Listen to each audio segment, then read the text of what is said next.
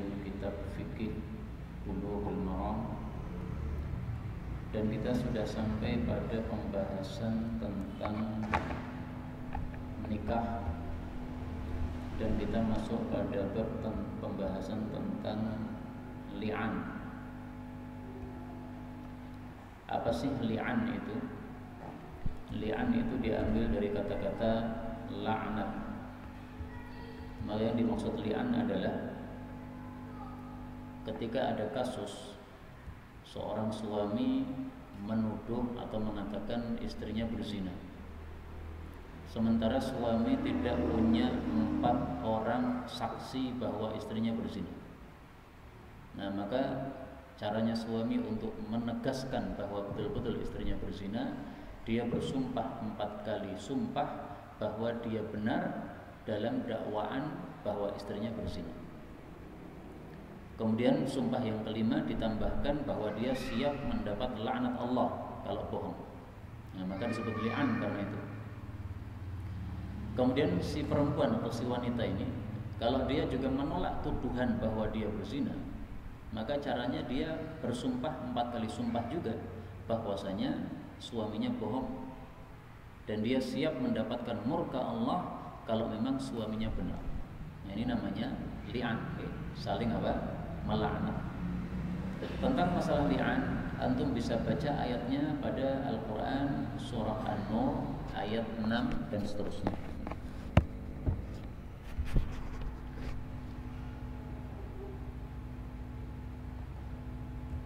وَالَّذِينَ يَرْمُونَ أَزْوَاجَهُمْ وَلَمْ يَكُنْ لَهُمْ شُهَدَاءُ إِلَّا أَنفُسُهُمْ فَشَهَادَةُ أَحَدِهِمْ 4 شَهَادَاتٍ بِاللَّهِ إِنَّهُ لَمِنَ الصَّادِقِينَ.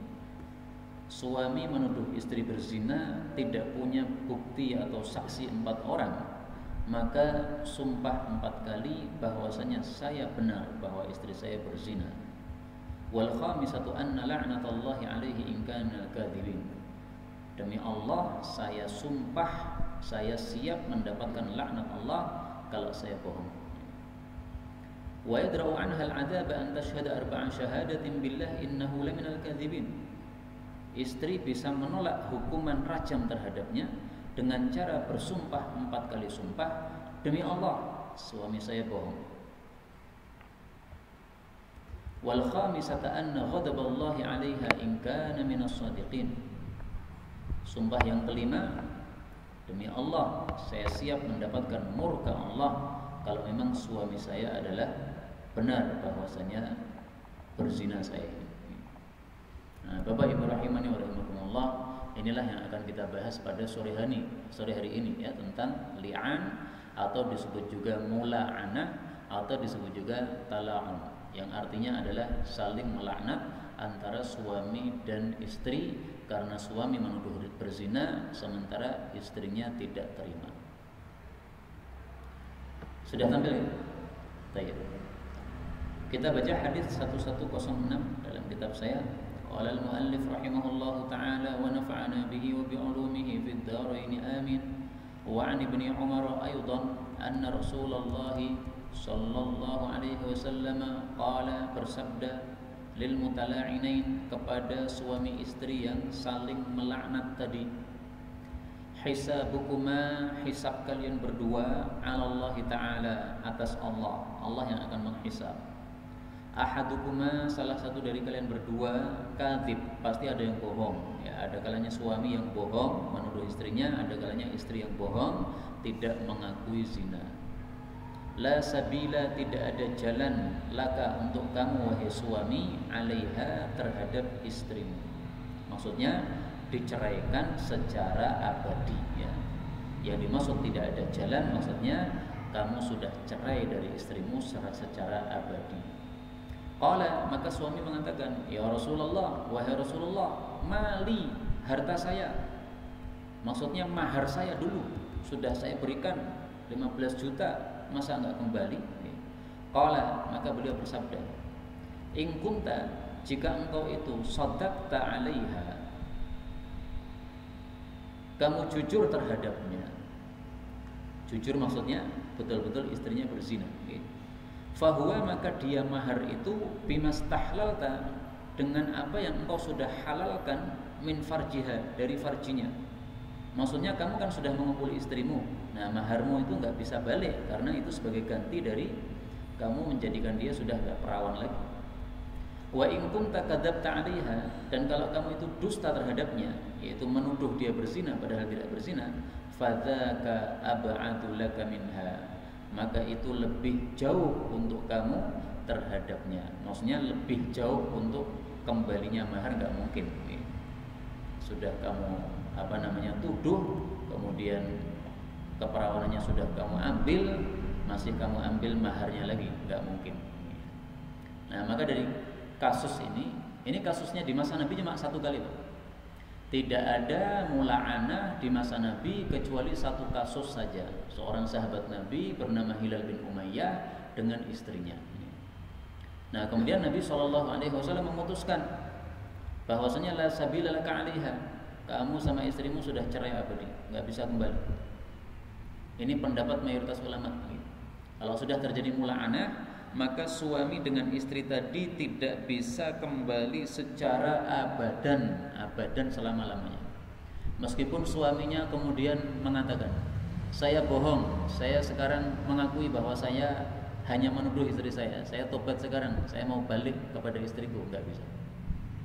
Atau sebaliknya, istrinya yang mengakui, saya jujur, saya memang pernah berzina, tapi saya sekarang tobat, saya mau kembali sama suami saya, nggak bisa. Meskipun dua-duanya rela untuk kembali, nggak bisa kembali, karena Nabi sudah memberikan vonis la sabila, nggak ada jalan. Maksudnya sudah diputuskan firqah, sudah cerai abadi, nggak bisa kembali. Karena itulah pendapat yang benar dalam masalah ini, li'an itu bukan termasuk cerai, bukan termasuk tolak, tetapi termasuk fasakh. Sudah pernah dibahas gitu, fasakh dulu. Fasakh yaitu menghapus pernikahan. Nah, karena ini termasuk fasakh, maka sudah nggak bisa rujuk lagi. Kalau ini termasuk tolak atau cerai, maka ini masih bisa rujuk lagi. Sebagaimana Allah sebutkan dalam Quran, tolak itu 2 kali masih bisa rujuk, ya kan? Nah, tapi karena ini bukan tolak, ini adalah fasakh, maka sudah tidak bisa rujuk lagi antara suami istri tersebut. Meskipun saya jujur dalam hal ini ada perbedaan pendapat antara para ulama, tapi inilah pendapat yang lebih sesuai dengan hadis Nabi sallallahu alaihi wasallam. Kemudian di sini suami merasa keberatan bahwasanya dia kehilangan istri, tetapi maharnya juga hilang. Nah, dia pengennya itu istrinya hilang, maharnya balik. Maka oleh Nabi sallallahu alaihi wasallam dikatakan nggak bisa balik maharmu. Pertama, kalau kamu itu jujur bahwasanya istrimu berzina, maka maharmu itu sudah nggak bisa balik. Kenapa? Kamu sudah mengumpuli istrimu. Dulu istrimu perawan, gara-gara kamu kumpuli jadi nggak perawan. Nah, itu ganti ruginya. Ya bukan ganti rugi, maksudnya bayarnya. Nah, nikah kan seperti jual beli. Kita membayar sesuatu, kita dapat sesuatu. Nah, nikah juga begitu. Kita membayar mahar, kita dapat keperawanan orang, keperawanan wanita. Nah, jadi nggak perawan lagi bersama kita. Atau maksudnya sudah boleh kita sudah boleh kita kumpuli. Nah, yang kedua, kalau kamu bohong, maka nggak mungkin maharnya bisa balik. Ya, sudah bohong dapat mahar lagi, nggak mungkin, itu zalim. Nah, maka dari sini kita ambil pelajaran bahwasanya mahar itu sudah menjadi hak penuh seorang wanita kalau dia sudah dikumpuli oleh suaminya. Meskipun hanya 1 kali aja. Jadi misalnya nih, seorang suami nikah, seorang laki-laki nikah dengan seorang perempuan, dikumpuli 1 malam, kemudian langsung nggak cocok, paginya langsung dicerai. Nah, itu mahar total harus diberikan, meskipun mahal. Maharnya berapa? 1 miliar. Ya, 1 miliar harus dibayarkan, meskipun baru 1 malam. Kenapa? Karena di sini Nabi mengatakan bimastahlalta min farjiha. Kamu sudah merasakan farjinya, berarti kamu harus membayar maharnya. Tapi kemudian kasus ini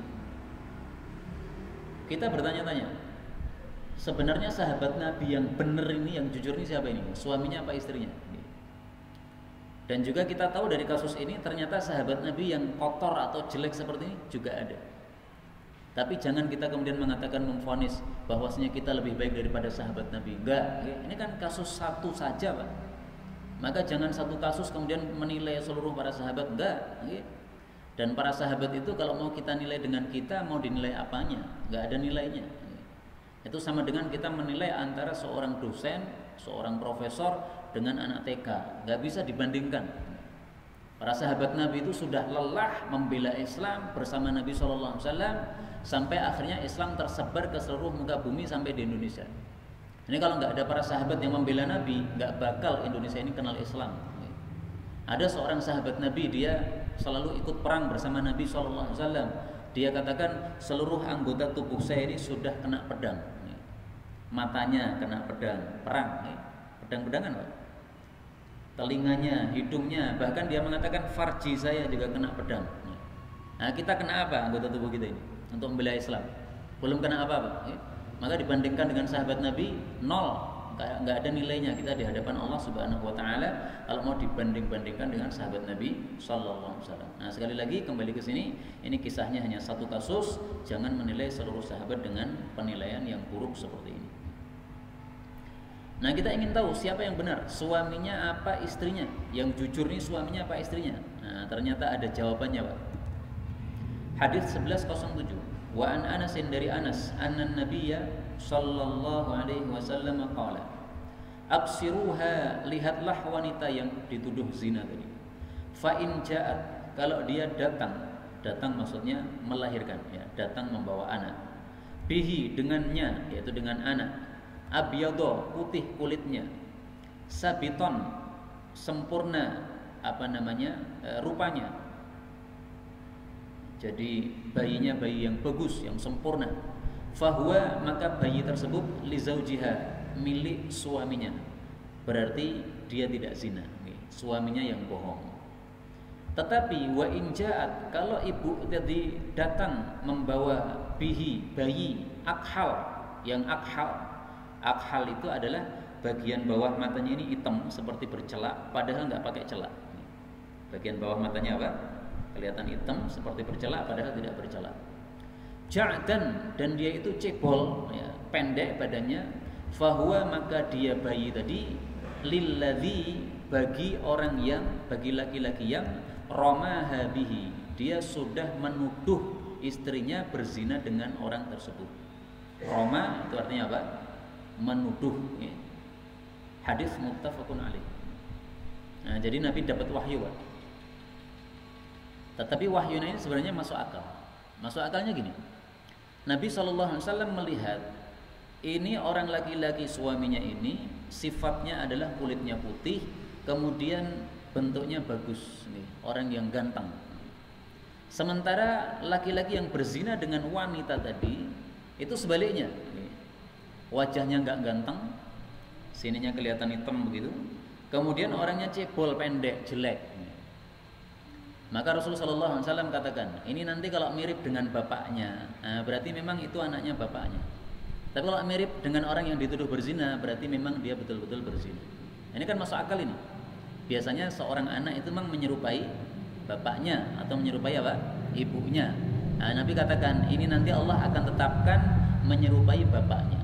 Tidak serupa dengan ibunya, tapi serupa dengan bapaknya. Nah, salah satu bapaknya yang mana nih? Bapaknya yang asli atau bapak yang zina dengan dia itu? Nah, ternyata dalam kasus tersebut akhirnya bayi lahir sesuai yang tidak disukai, yaitu betul-betul wanita tadi berzina. Dan sebenarnya dalam kasus ini, wanita ini ketika akan 4 kali sumpah, dia sebenarnya sudah mundur-mundur. Karena dia sadar kalau saya sumpah betul nanti saya dapat murka Allah. Sudah mundur-mundur, takut kalau mendapatkan murka Allah. Tapi kemudian dia mikir lagi, kalau saya mengaku saya berzina, mempermalukan kaum saya tidak akan permalukan kaum saya. Akhirnya dia maju tetap bersumpah 4 kali tambah 1 kali sumpah, siap terima murka Allah.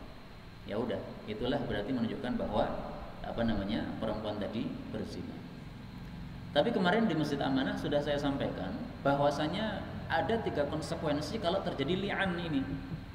Konsekuensi pertama, anak tadi yang lahir tidak boleh dinisbatkan kepada suaminya yang sah, karena terjadi li'an, ya. Karena sudah putus hubungan, sudah cerai abadi. Kemudian konsekuensi yang kedua, bahwasanya dengan sebab li'an ini tidak boleh kita menuduh wanita tadi berzina. Kita mengatakan kamu berzina, buktinya anakmu ini sesuai dengan laki zinamu, nggak boleh. Kalau kita mengatakan seperti itu, kita akan dicambuk dengan cambukan apa? 80 kali. Dan kalau kita mengatakan kepada bayi tadi, hei bayi, kamu itu anak zina, sama juga. Mengatakan begitu, ini sudah sama dengan menuduh ibunya berzina, kita dapat hukuman 80 kali cambuk. Sebagaimana disebutkan dalam Al-Quran. Allah Subhanahu wa taala mengatakan pada surat An-Nur ayat 4, "Walladzina yarmunal muhsanat", menuduh wanita berzina, "tsumma lam ya'tu bi arba'ati syuhada", tanpa membawa 4 orang saksi yang melihat betul-betul dengan mata bahwa kemaluan masuk kemaluan, fajriduhum 80 jaldah, maka cambuk 80 kali cambukan. Wala taqbalu lahum syahadatan abada, jangan terima sebagai seorang saksi orang yang pernah menuduh tadi, wa ulaika humul fasiqun, dan mereka termasuk orang-orang yang fasik. Nah, maka tidak boleh kita menuduh berzina setelah itu. Kemudian konsekuensi yang ketiga tadi, ya, cerai abadi, tidak bisa balik sama sekali suami istri tersebut. Mudah-mudahan semua kita, keluarga kita dijaga oleh Allah dari perbuatan mesum yang tidak diridhai oleh Allah Ta'ala. Amin ya rabbal alamin.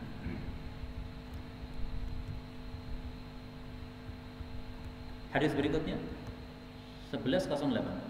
Wa an Ibnu Abbas radhiyallahu anhuma anna Rasulullah sallallahu alaihi wasallam amara, beliau memerintahkan, rajulan, seorang laki-laki, ayyada'a, untuk meletakkan, yadahu, telapak tangannya, indal khamisah, pada sumpah yang kelima.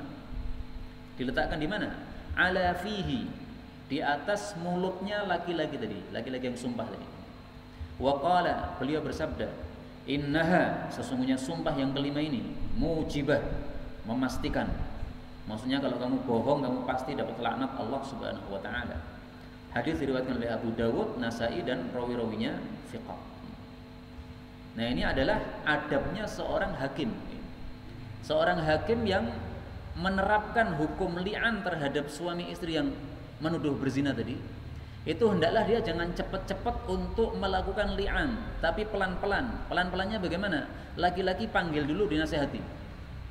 Kamu jujur saja, kalau istrimu tidak zina, kamu cabut saja tuduhan kamu, daripada kamu nanti dihukum oleh Allah di neraka. Lebih baik kamu mengaku di dunia, malu nggak ada masalah, dihukum di dunia nggak ada masalah, yang penting di akhiratnya aman dari neraka. Wanitanya juga begitu, dinasihati. Mbak, kalau kamu betul-betul berzina, maka hendaklah kamu itu ngaku saja. Karena kalau tidak ngaku, nanti di akhirat nanti akan dihukum oleh Allah Subhanahu wa taala dengan hukuman yang berat. Nah, kemudian sunnah berikutnya adalah ini. Pada sumpah yang kelima, kan suami tadi kan sumpah 4 kali kan? Kemudian yang kelima dia mengatakan, demi Allah saya siap mendapatkan laknat Allah. Nah, sebelum ngomong begitu, ini Nabi suruh seorang laki-laki pegang mulutnya gini. Hati-hati ya, awas ini sumpah kelima sekarang ini. Kalau memang kamu bohong, awas, kamu dapat laknat. Innaha mujibah. Nah, ini yang dimaksud oleh Nabi SAW, suruh letakkan pada mulutnya. Nah, untuk yang perempuan tidak diletakkan tangan pada mulutnya. Kenapa? Laki-laki nggak boleh sentuh apa? Perempuan. Kenapa mati Pak? Udah biar aja nggak apa-apa. Hadits 1109. Wa an Sahl bin Sa'din fi qissatil mutala'inain, dalam kisahnya suami istri yang melakukan li'an, qala, dia mengatakan, falamma maka tatkala faragha, keduanya sudah selesai, min tala'unihima, dari li'an keduanya, qala, maka suami tadi mengatakan, kadzabtu 'alaiha ya Rasulullah, aku sudah berdusta terhadap istriku wahai Rasulullah, in amsaktuha, kalau saya masih menahan istriku. Menahan itu maksudnya tetap menjadikannya sebagai istri. Jadi kalau saya tidak mencerai itu saya berarti sudah dusta. Fatallaqaha, lalu suami tadi mencerai istrinya salasan, 3 kali. Jadi mengatakan, kamu saya cerai 3. Qabla ayyamurahu, sebelum Nabi SAW memerintahkannya untuk mencerainya. Hadis muttafaqun alaih.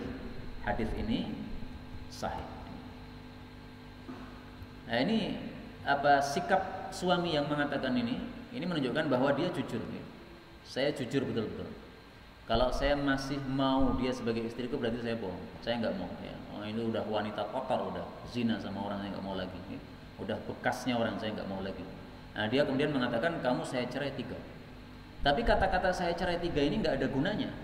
Karena seperti yang sudah saya sampaikan tadi, yang namanya li'an itu salah satu konsekuensinya adalah suami istri ini sudah diceraikan secara abadi. Itu sudah otomatis. Maka ini suami tidak perlu mengatakan cerai, itu sudah cerai. Tapi hukumnya bukan cerai ya, hukum fasakh tadi ya, itu sudah nikahnya sudah terhapus. Nah, maka suami ini hanya mengatakan saya cerai 3 itu untuk memastikan kepada Nabi, untuk menegaskan kepada Nabi yang jujur itu saya, yang benar itu saya, istri saya itu bohong. Tapi inilah Bapak Ibu rahimani wa rahimakumullah, hadis-hadis tentang li'an sudah selesai masalah. Masih tersisa beberapa hadis lagi, tapi sudah tidak bicara tentang kondisi li'an yang diceritakan dalam kasusnya Hilal, sahabat Nabi SAW. Jadi namanya Hilal bin Umayyah. Kemudian kita lanjutkan hadis yang lain, hadis 1110. Wa an Ibnu Abbas radhiyallahu anhuma anna rajulan, bahwasanya ada seorang laki-laki jaa ila Nabi, datang kepada Nabi sallallahu alaihi wasallam. Faqala, lalu orang ini mengatakan, inna imraati, sesungguhnya istriku, la taruddu, tidak menolak, yadala misin, tangannya orang yang menyentuh. Jadi disentuh oleh siapapun dia tidak menolak. Qala, maka Nabi mengatakan, gharribha, ceraikan istrimu. Karena berarti istrimu orang jelek, ceraikan saja.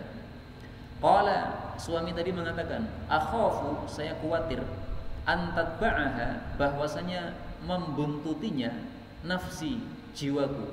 Maksudnya saya nggak bisa melepas dia, saya masih cinta, masih rindu terus sama dia. Nanti kalau saya cerai saya pasti kebayang-bayang terus.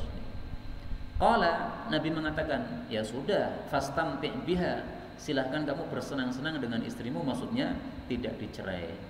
Hadis diriwayatkan oleh Abu Dawud, Bazzar, dan rawi-rawinya adalah rawi-rawi yang thiqah. Bapak Ibu rahimani wa rahimakumullah, hadis ini sebenarnya tidak bicara tentang li'an, tetapi kenapa dimasukkan dalam bab li'an? Karena ada kemiripan. Kalau dalam bab li'an itu suami jelas menuduh istri saya berzina. Nah di sini tidak menuduh. Di sini dia hanya mengatakan istri saya itu tidak pernah menolak kalau ada laki-laki sentuh dia. Nyentuh ini kan nggak jelas apa? Nyentuh itu kalau salaman itu juga nyentuh, hubungan intim itu juga nyentuh, mencium itu juga menyentuh, mendekap itu juga menyentuh. Nah nggak jelas kalimatnya. Ada kemungkinan itu menyentuh yaitu jima, tetapi ada kemungkinan juga tidak. Para ulama pun berselisih pendapat apa yang dimaksud istrinya tidak menyentuh, tidak menolak sentuhan orang. Maksudnya apa? Enggak paham ini. Para ulama berselisih pendapat. Tapi pendapat yang paling bagus adalah bahwasanya maksudnya wanita ini dekat atau akrab dengan laki-laki. Jadi dia sama laki-laki tetangganya itu akrab semuanya. Jadi bukan berarti dia suka hubungan intim sama orang lain, bukan. Bukan berarti dia suka salaman sama orang lain, ciuman sama orang lain, bukan. Tapi hanya keakraban saja. Ini kita lihat kadang-kadang wanita seperti itu. Seorang wanita dia tidak punya malu-malu kepada siapapun, dia akrab saja, ngomong biasa saja. Sebagaimana laki-laki juga ada yang begitu. Ada laki-laki tapi ngomong sama istrinya siapapun akrab semuanya. Sampai-sampai kadang-kadang suami para wanita tadi sama cemburu kepada laki-laki tadi. Tapi nggak pernah ada hubungan intim, nggak pernah ada zina, nggak pernah ada sesuatu yang berdosa. Hanya akrab saja. Nah itulah makna yang paling bagus untuk kalimat ini.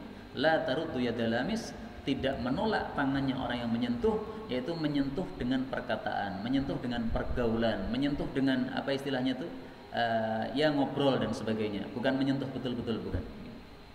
Karena kalau yang dimaksud di sini adalah zina, tidak mungkin Nabi membiarkan istri tadi untuk tetap jadi suaminya.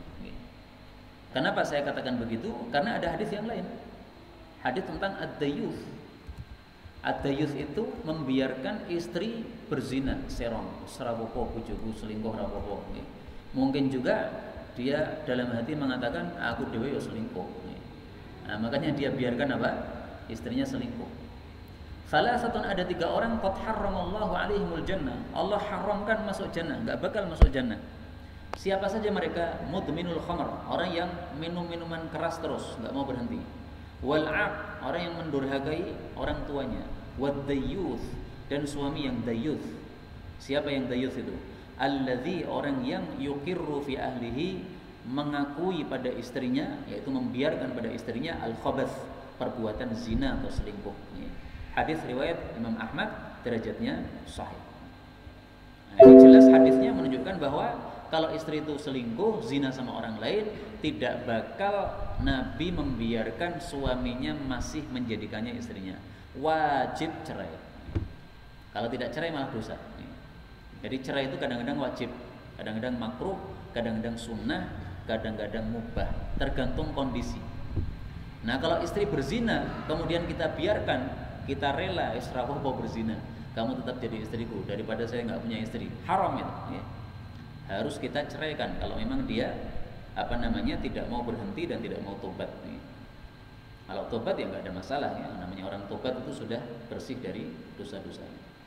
Nah, maka dalam hadis ini Nabi mengatakan fastamti biha, bersenang-senanglah kamu dengan istrimu, yaitu jangan kamu cerai. Ini menunjukkan bahwa wanita tadi sama sekali tidak melakukan zina. Tapi kemudian hadis ini diriwayatkan oleh Abu Dawud, Bazzar, rawi-rawinya thiqah, dikeluarkan juga oleh Nasa'i dari jalur yang lain dari Ibnu Abbas dengan lafal talliqha, ceraikan. Qala, suami tadi mengatakan la asbiru anha, saya tidak bisa sabar terhadap istriku, yaitu karena saya masih cinta sama dia, pasti saya akan terngiang-ngiang suaranya, akan terbayang-bayang wajahnya. Qala, Nabi mengatakan fa amsikha, ya sudah tahanlah istrimu, sabarlah punya istri yang akrab sama orang-orang seperti itu. Bapak Ibu rahimani wa rahimakumullah, bukan berarti bahwasanya ini hadis membolehkan para wanita untuk akrab-akraban sama laki-laki, bukan. Jadi bukan berarti kalau kita lihat istri kita akrab sama orang lain, weanan, biarkan aja berdasarkan hadis ini, bukan begitu. Karena maksudnya Nabi adalah istri yang seperti ini akrab sama orang itu masih bisa dinasihati. Jangan akrab-akrab begitu. Kalau akrab-akrab nanti lama-lama akan berbuat mesum. Jangan japri-japrinan seperti itu. Karena kalau japri-japrinan seperti itu, setan yang akan masuk. Cowok cewek japrinan itu setan masuk, Pak. Kecuali kalau yang pembahasannya pembahasan biasa, yang tidak ada syahwat masuk padanya. Tapi kalau hanya ngobrol biasa, nah itu setan masuk itu. Kalau ada seorang perempuan minta fatwa kepada seorang syekh lewat WA, berdua saja, waktunya waktu yang normal, bahasanya bahasa normal, insya Allah nggak masalah. Tapi kalau laki-laki sama perempuan nggak ada perlunya ngobrol-ngobrol, chattingan 2 orang saja, yang bisa membaca 2 orang saja, apalagi waktunya malam-malam, nah itu jelas setan masuk itu. Maka jangan dibiarkan kalau istri chattingan sama orang lain yang bukan suaminya, nggak boleh. Kalau mau dia chattingan tapi depan kita, supaya diketahui apa isinya. Nggak ada masalah kalau sama diketahui oleh suaminya, karena dia pasti tidak akan macam-macam terhadap orang lain. Nah, maka jangan salah paham terhadap hadis ini, bukan berarti kita biarkan istri kita akrab sama laki-laki lain. Tidak boleh wanita itu akrab dengan laki-laki yang bukan mahramnya. Kita lanjutkan hadis berikutnya 1111. Ini nomor cantiknya. Hadis ini tapi dhaif. Tapi meskipun dhaif, isinya bagus. An Abi Hurairah radhiyallahu anhu annahu sami'a Rasulullah sallallahu alaihi wasallam yaqulu, bersabda, hina ketika nazalat turun ayatul mutala'inain, ayat tentang suami istri yang li'an, yaitu tadi surat An-Nur tadi. Apa kata Nabi? Ayyumam ra'atin, siapapun wanita, adkhalat memasukkan ala qaumin kepada suatu kaum, man laysa minhum, orang yang bukan termasuk kaum tersebut, falaysat minallah, maka dia itu berlepas dari Allah, fi syai'in, dia itu terlepas dari Allah dalam sesuatu apapun, maksudnya sudah lepas dari Allah Subhanahu wa taala. Wala yudkhilaha Allahu jannatahu, dan Allah tidak akan memasukkannya dalam jannahnya, jadi diancam masuk neraka. Wa ayyuma rajulin, dan siapapun laki-laki, jahada waladahu, yang membantah anaknya sendiri, Membantah itu maksudnya tidak mengakui. Ini bukan anak saya, padahal anaknya. Wa huwa yanzuru ilaihi, sementara anaknya tadi melihat kepada bapaknya. Jadi anaknya ada di depan mata, kemudian dia mengatakan ini bukan anakku.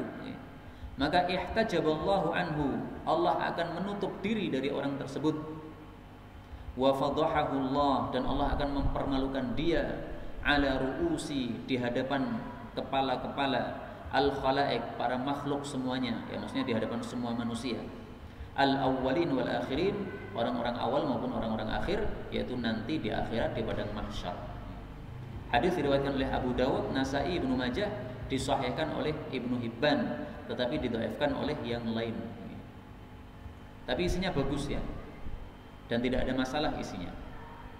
Jadi maksudnya gini, kalau ada suami istri, suami menuduh istrinya berzina, istrinya mengatakan saya tidak berzina. Ini kan ada dua kemungkinan kan? Kemungkinan pertama, suaminya benar bahwasanya istrinya berzina. Kemungkinan yang kedua, suaminya bohong, ternyata istrinya tidak berzina. Nah, maka kalau suaminya itu bohong, yaitu sebenarnya istrinya tidak berzina, itu sama dengan suami tadi tidak mengakui anak dari mani dia. Dia marah sama istrinya, kemudian menuduh istrinya berzina, padahal dia nggak berzina sama sekali. Nah, kalau terjadi li'an, itu berarti suami tadi tidak mengakui anak yang betul-betul dari maninya. Nah, maka terancam oleh hadis ini. Siapa yang membantah anaknya, padahal anaknya melihat kepada bapaknya ini, maka Allah akan menutup diri darinya. Allah nggak perlu lagi sama orang itu, tutup diri. Minta apa-apa nggak akan dikasih. Akan dipermalukan oleh Allah nanti di akhirat, karena dia sudah mempermalukan istrinya, mengatakan bahwa istrinya berzina. Nah, kemungkinan yang kedua adalah istrinya yang bohong, istrinya berzina tapi nggak mau ngaku. Nah, kalau istrinya berzina tidak mau ngaku, kalau tidak terjadi li'an, tetap menjadi istrinya suami tadi, maka berarti ini mani bukan dari mani suaminya, tapi diaku-aku terhadap suaminya. Ini anaknya suami saya, padahal enggak, padahal dia berzina dengan orang lain. Nah, itu terancam dengan hadis ini. Siapapun wanita yang memasukkan kepada suatu kaum anak yang bukan dari mereka, diakui sebagai anaknya suami padahal bukan anaknya suami. Nah, ini berarti memasukkan orang lain dalam kaum tersebut. Falaisat minallah fi syai', berlepas dari Allah total. Fi syai' itu maksudnya total, dalam segala apapun, yaitu total. Total berlepas dari Allah Subhanahu wa taala. Karena itu ini ancaman untuk mereka berdua, suami dan istri, jangan sampai bohong dalam masalah-masalah yang besar seperti ini, karena akibatnya fatal nanti di hadapan Allah Subhanahu wa taala. Tapi kita lanjutkan hadis berikutnya 11-12. Wa an Umar radhiyallahu anhu qala, Umar berkata, berarti ini hadis mauquf, bukan sabda Nabi sallallahu alaihi wasallam. Man aqarra, barang siapa yang mengakui biwaladin, seorang anak, yaitu mengakui sebagai anaknya, tarfata ainin, sekejap mata, maksudnya sebentar saja, ya sedetik misalnya, falaisa lahu, maka tidak boleh bagi dia ayyang fiyahu, untuk menafikan anak tadi atau mengingkari anak tadi. Hadis riwayat Baihaqi, dan hadis ini hasan secara mauquf. Jadi Sayyidina Umar pernah berceramah, ya, memberikan keputusan suami istri, kalau suami itu sudah pernah mengakui ini anakku, maka habis itu sudah tidak boleh menafikan lagi. Meskipun muncul isu-isu, isu-isu misalnya istrinya selingkuh, ini anaknya ini bukan dari anakmu, ini selingkuhannya ini. Tapi kalau sudah terlanjur mengakui, sudah, kata Sayyidina Umar, nggak boleh menafikan. Jadi mengedepankan husnudzon. Husnudzon bahwasanya apa? Istrinya tidak berzina. Kalaupun istrinya berzina, ya sudah, itu di hadapan Allah Subhanahu wa taala nanti urusannya. Urusan kita tidak ada masalah apa-apa dengan istri kita, ya. Karena itu kalau dia tobat maka Allah akan terima, kalau dia tidak tobat nanti dia sendiri yang akan dihukum oleh Allah Subhanahu wa taala. Hadis 11-13.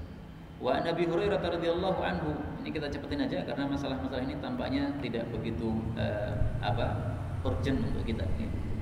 Anna rajulan, bahwasanya ada seorang laki-laki, qala, berkata, ya Rasulullah, hai Rasulullah, inna imraati, sesungguhnya istriku, waladat, melahirkan, ghulaman aswad, anak laki-laki hitam.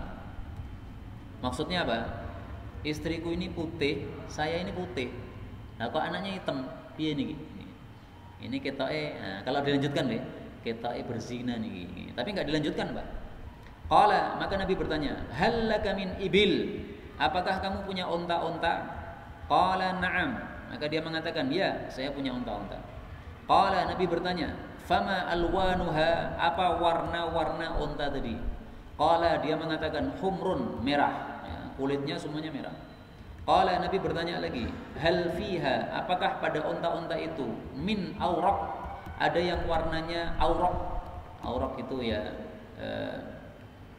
abu-abu begitu, pokoknya tidak merah. Ya. Cenderung kepada apa? Warna abu-abu. Qala, dia mengatakan, na'am, ya, ada. Qala, maka Nabi bertanya, fa'anna, dari mana dzalika, warna abu-abu tadi? Bapak ibu edo abang kabeh kok anaknya kok abu-abu. Qala, maka laki-laki tadi mengatakan, la'allahu, barangkali si abu-abu ini naza'ahu, telah mencabut dia, menarik dia, irqun, nenek moyangnya. Jadi mungkin saja nenek moyangnya dulu ada yang abu-abu, sehingga dia ini menyerupai nenek moyangnya, abu-abu. Meskipun bapak ibunya sekarang memang merah. Maka Nabi mengatakan, qala, Nabi bersabda, fala'alla, barangkali ibnaka hadza, anakmu ini, naza'ahu irqun, ditarik oleh nenek moyang juga. Kowe putih, bojomu putih, tapi mbahmu dhisik kan sing ireng. Maka kalau anakmu ireng wis terimono wae. Jadi Masya Allah, dalam masalah ini Islam mengajari kita husnudzon. Dan jangan mengatakan istri saya berzina hanya dengan gara-gara ini tadi. Tidak ada tanda-tanda sama sekali istrinya berzina, kemudian tiba-tiba mengatakan istri berzina hanya sebabnya kulitnya kok beda. Nggak bisa seperti ini. Kenapa? Masih ada kemungkinan bahwasanya istri tidak berzina. Bagaimana kemungkinannya? Ini menyerupai nenek moyangnya dulu. Dan kita kan nggak tahu nenek moyang kita bagaimana warna kulitnya. Bisa aja nenek moyang kita yang putranya Nabi Nuh yang hitam itu, maka berarti memang apa? Memang harus hitam kulitnya. Hadis muttafaqun alaih. Wa fi riwayatin Muslimin, dalam riwayat Imam Muslim dikatakan, wa huwa yu'arrid, orang laki-laki ini yu'arrid itu apa namanya?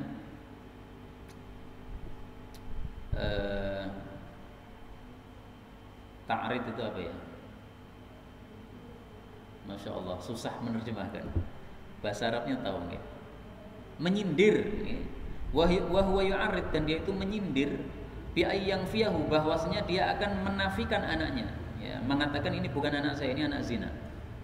Wa qala fi akhirih, di akhir hadis disebutkan, walam yurakhis lahu, Nabi tidak memberikan rukhsah, tidak memberikan keringanan kepada orang tadi, fil intifa'i minhu, untuk menafikan anaknya tadi, enggak boleh.